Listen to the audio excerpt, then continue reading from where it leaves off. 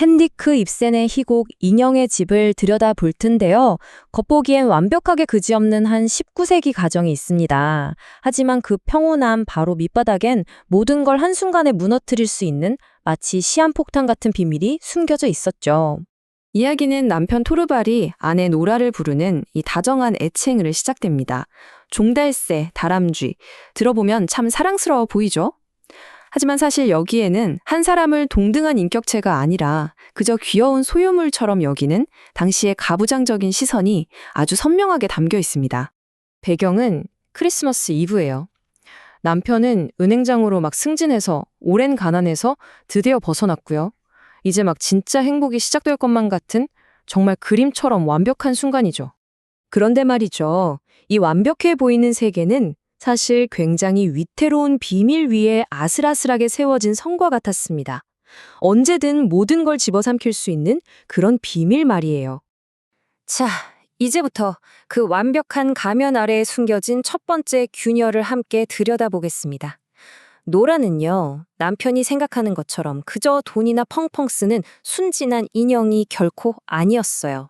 남편 토르발이 보는 노라와 그녀의 진짜 현실 사이에는 정말 어마어마한 간극이 있습니다. 남편 눈의 아내는 그저 돈 쓸 줄만 아는 철부지, 낭비꾼이지만 사실 노라는 남몰래 남편의 생명을 구했다는 엄청난 자부심과 비밀을 동시에 품고 있었던 겁니다. 노라가 비밀리에 마련했던 돈은 무려 250파운드. 지금 가치로 환산해도 정말 큰 돈인데요. 이 돈은 과거에 병으로 죽어가던 남편 토르발을 살리기 위해서 이탈리아로 요양여행을 떠날 때 필요했던 바로 그 자금이었습니다. 근데 노라는 왜 이 엄청난 일을 비밀로 했을까요? 바로 남편의 그 남자다운 자존심을 지켜주기 위해서였습니다. 자신이 남편의 구원자라는 이 자랑스러운 사실이 역설적이게도 그들의 아름답고 행복한 가정을 파괴할 거라고 믿었던 거죠. 여기서부터 이야기는 단순한 가정의 비밀을 넘어서 사회적인 문제로 번져나갑니다. 노라에게 돈을 빌려줬던 남자, 크로그스타드가 나타나면서 그녀의 비밀이 그냥 빚이 아니라 범죄였다는 사실이 드러나거든요. 여기서 우리는 이런 질문을 한번 던져봐야 합니다. 애초에 노라는 왜 이렇게 위험천만한 비밀을 만들어야만 했을까?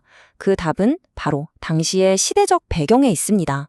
믿기 어려우시겠지만 그 당시 여성은 독립적인 법적 주체가 아니었어요.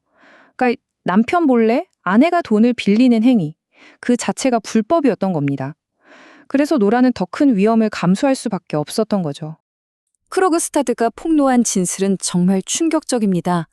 차용증에 보증인으로 서명한 노라 아버지의 서명 날짜를 보니까 아버지가 이미 세상을 떠나고 사흘이나 지난 뒤였던 거예요. 결국 노라는 자백합니다. 바로 자기가 아버지의 서명을 위조했다고요. 위독하신 아버지를 걱정시키고 싶지 않았고 또 죽어가는 남편을 살리기 위해서 결국 사랑이라는 이름으로 법을 어긴 겁니다. 그렇다면 노라는 왜 이렇게까지 진실이 밝혀지는 걸 두려워하는 걸까요? 그건 바로 자기 남편 토르발이 어떤 사람인지 그녀가 누구보다 잘 알기 때문입니다. 이게 정말 소름 돋는 아이러니 아닌가요?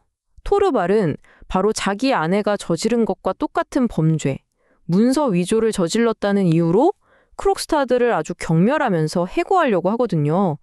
이건 앞으로 닥칠 일에 대한 끔찍한 예고편이나 다름없죠. 이게 바로 토르발이 내뱉는 말들입니다.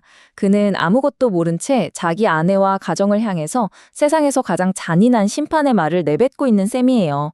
노라는 이 말을 들으면서 어떤 심정이었을까요? 바로 이 지점에서 핵심적인 충돌이 발생합니다. 사랑하는 사람을 살리기 위한 행동이었으니 괜찮다고 믿는 노라의 세상과 동기가 묻은 거짓은 그 자체로 용서받지 못할 죄악이라고 믿는 토르발의 세상. 이 두 세계는 절대로 하나가 될 수 없어 보입니다. 이제 그 위태로운 비밀은 더 이상 노라의 기억 속에만 머물지 않습니다. 모든 진실이 담긴 편지 한 통, 즉 손에 잡히는 물리적인 시한폭탄이 되어 등장하죠. 결국 토르발에게 해고당한 크로그스타드는 최후의 수단을 씁니다. 모든 진실을 적나라하게 적은 편지를 써서 헤르메르 집에 잠긴 우편함에 툭 넣어버리죠. 이제 노라의 운명은 완전히 그녀의 손을 떠나버렸습니다. 상황은 아주 간단하고도 끔찍합니다. 진실은 저 작은 우편함 안에 갇혀 있고 그 우편함을 열 수 있는 열쇠는 이 모든 것을 알게 됐을 때 가장 가혹한 심판을 내릴 남자, 바로 남편 토르발의 손에 쥐어져 있습니다.